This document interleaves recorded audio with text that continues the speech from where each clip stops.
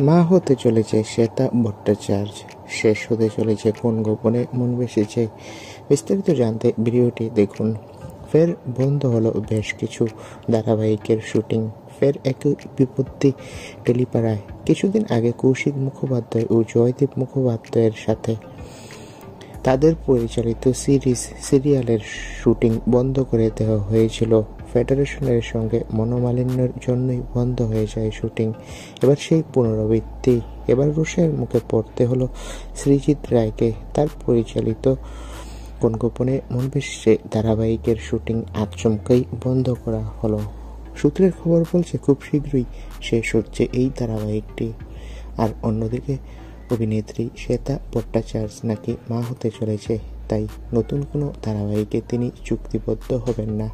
তো বন্ধুরা, শীঘ্রই মা হতে চলেছে শ্বেতা ভট্টাচার্য, আর নতুন কোনো ধারাবাহিকে তিনি কাজ করবেন না আপাতত। এটাই হলো সর্বশেষ আপডেট।